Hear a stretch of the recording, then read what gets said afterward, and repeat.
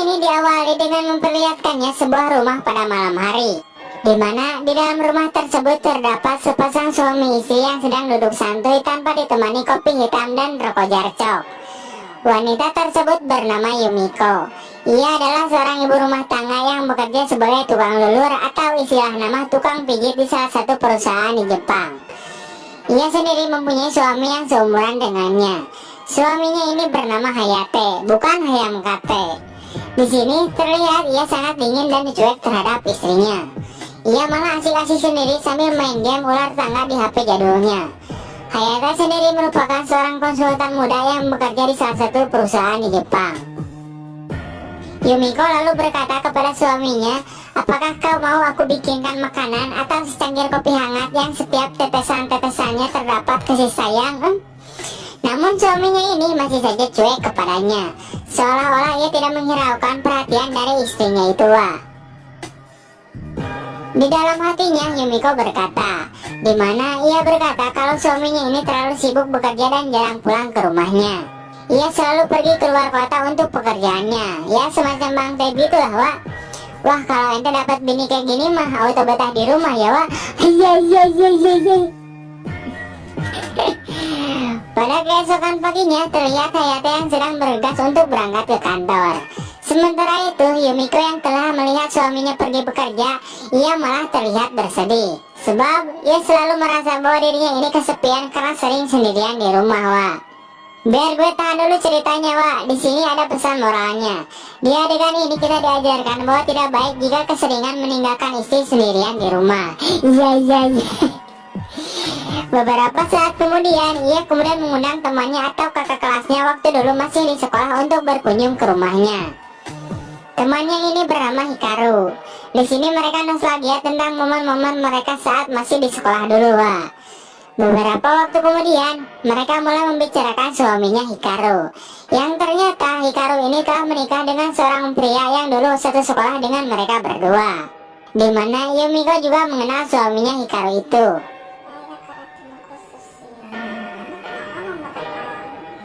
Beberapa hari kemudian, di malam harinya terlihat Yumiko yang sedang luluran di atas kasur kamarnya. Tiba-tiba saja ponsel Yumiko berbunyi karena ada panggilan masuk. Orang yang menelpon tersebut adalah Hikaru. Di sini, Hikaru berkata bahwa ia akan berkunjung malam ini ke rumah Yumiko. Yumiko kemudian mengiyakan kunjungan tersebut. Beberapa waktu kemudian terdengar suara bel berbunyi di rumahnya Yumiko, yang menandakan bahwa itu adalah Hikaru. Nah, pencet dulu tombol subscribe-nya dong, Wak. Juga jangan lupa aktifkan belnya, biar kalau gue upload video baru, kalian akan mendapatkan bunyi bel notifikasinya. Terima kasih. Lanjut. Ternyata saat Yumiko membukakan pintunya, Hikaru tidak datang sendirian. Ia terlihat datang bersama seorang pria, di mana pria tersebut bernama Pak Teja, suaminya Hikaru. Pak Teja kemudian berkata, "Apa kabar Yumiko? Sudah lama sekali kita tidak berjumpa." Akan tetapi Yumiko malah diam saja dengan menatap wajah Pak Teja dengan ekspresi wajah yang olok keheranan. Hikaru pun berkata, "Kamu kenapa Yumiko?" Yumiko kemudian langsung tersadar dan langsung menyuruh Hikaru dan suaminya masuk ke dalam. Saat mereka masuk ke dalam rumah, Yumiko malah mencuri-curi pandangan terhadap suami temannya itu, sambil ia terlihat memikirkan sesuatu, Wak. Aduh, mulai nih. Mulai. Singkatnya, Yumiko kemudian menyiapkan makan malam untuk menjamu temannya itu. Saat sedang makan, Hikaru tiba-tiba saja ingin pipis.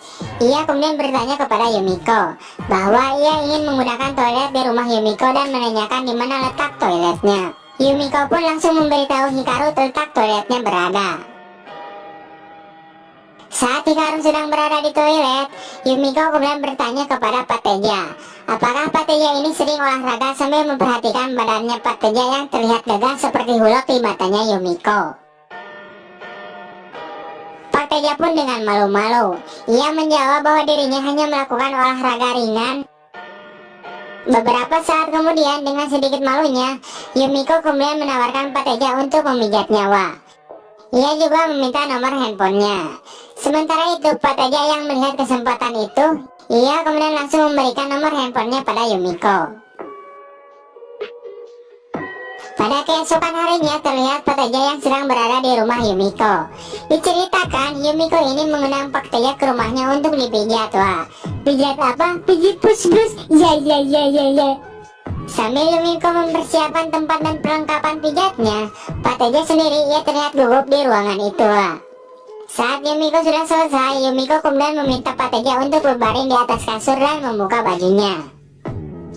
Saat Pak Teja sudah berbaring dan membuka bajunya, Yumiko pun mengambil minyak pijit dalam botol dan mulai memijit badan Pak Teja. Sementara itu, Pak Teja yang tertahan dengan gunung kembarnya si Yumiko, sontak rodanya pun berdiri dengan tegak dan terlihat oleh Yumiko. Tak lama kemudian, pijit-pijit ini berujung dengan mantap-mantap.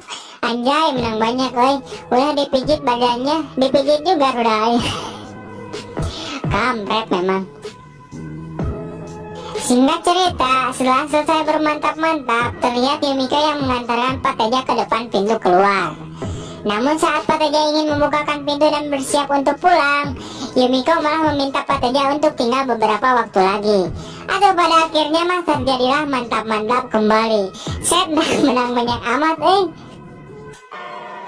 Beberapa hari kemudian terlihat Yumiko yang sedang duduk sendirian karena suaminya masih saja belum pulang.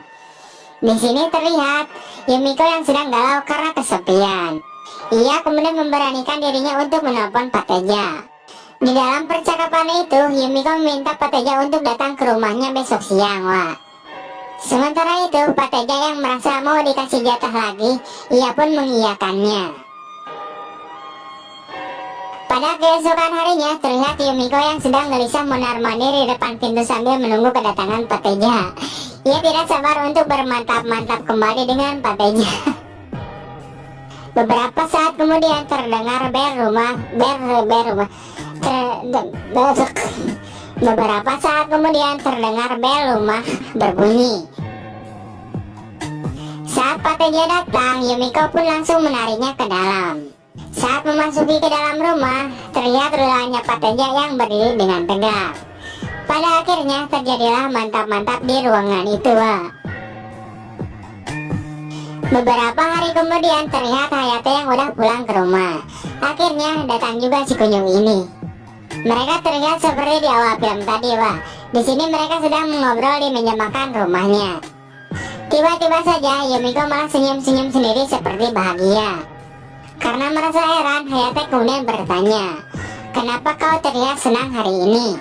Yumiko kemudian menjawab, "Karena hari ini suami yang ia sayangi sudah pulang kembali ke rumahnya."